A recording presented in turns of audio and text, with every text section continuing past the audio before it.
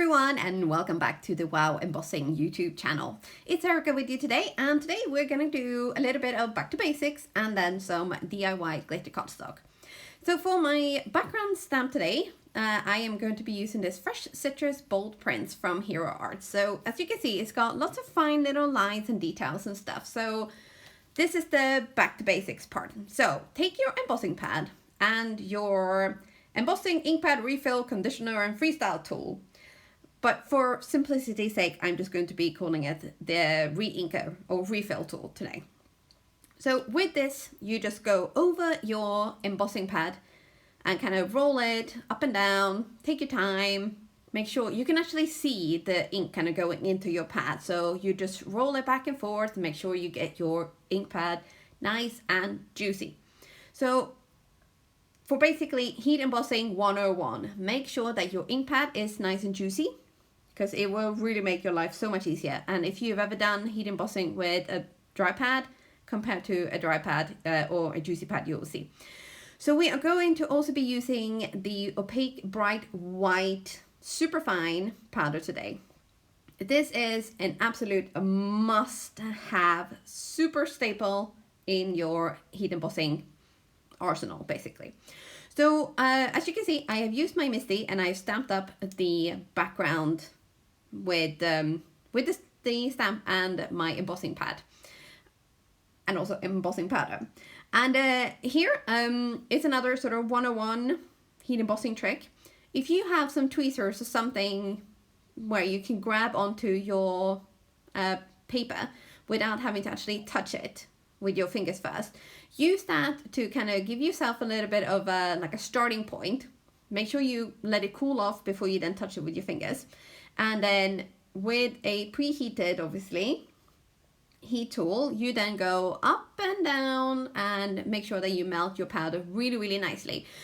Wait until you get that sort of nice, even shine on your pattern. And that's how you know that it's completely melted. If you don't melt it enough, you will see that there will be kind of like granules and sort of very uneven lines. But by going over your image in a steady way, you will get a really nice embossing line. So to color in my image, I am going to be using my Daniel Smith watercolors. And this is actually like a testing sheet, or sheets even, that you can buy from Daniel Smith. And then I have done a nice sort of actually it's pretty massive, a swatch. Then using some of these, I actually did buy some of the tubes of color just to make sure that I had the ones that I really, really wanted. And for my coloring, I am going over with a very, very light wash of yellow first on my citrus fruit. So usually I color this in and I kind of mix and match in some lemons and some limes to kind of make it all zesty. But because I have an idea for my my card today, we are going to be doing just lemons. So everything is going to be very citrusy and zesty, but just with lemons. So just a little bit of a speed coloring going on here because, you know, we're not here for the coloring, we're here for the heat embossing. So as you can see, while I'm finishing that off, I am going to just jump into the other thing that we're going to do today. So glitter embossing or glitter cardstock, making your own. It is super easy. It just takes a little bit of sort of like prep beforehand. And I have decided to use Sorbet today because I thought that's a nice sort of singy, zesty look. So to keep things sort of nice and clean, I always use a little bit of acetate under the cardstock that I'm going to be making my glitter cardstock of. And it's just to kind of keep things a little bit cleaner and tidier. It's just so much easier for tidy up. I promise. And for the sort of catching of the glitter powder, I always use very cheap paper, like printer paper. So this doesn't obviously have to be any like good quality or anything at all like that. Don't waste your money on printer paper for cleaning up. No. Cheap will do it. And with glitter embossing, always heat from underneath. It will give you so much more sparkles on your paper and not all over your room and your desk and yourself and your pets if you have pets. It just, yeah, it gives the glitter an actual chance to kind of stick to the embossing powder that is in with the glitter and then stick to your paper instead of flying all over the place. So as you can see, just heat from underneath, steady up and down, and just let it melt and watch the magic.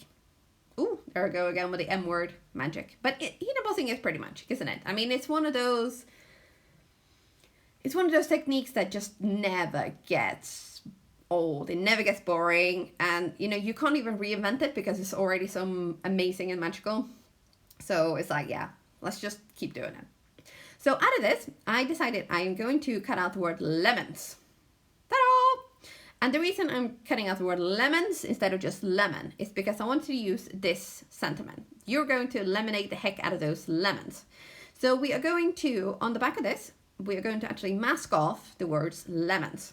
And then on some WOW, ultra smooth white cardstock, we're going to stamp up the rest of the sentiment. And of course, you know, we have to go yellow because it's like lemony, yellowy.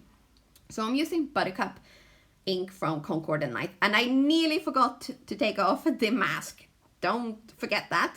Do as I say, not as I always do. And you will have some great results.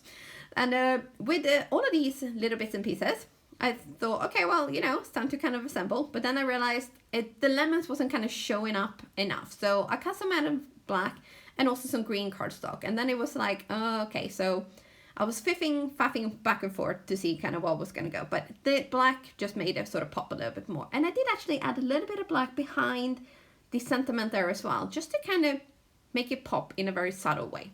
So with that, that's me all done for today. But I really hope you enjoyed this. And don't forget to subscribe to the channel for more fun and useful tutorials. And I will see you soon again. Bye for now.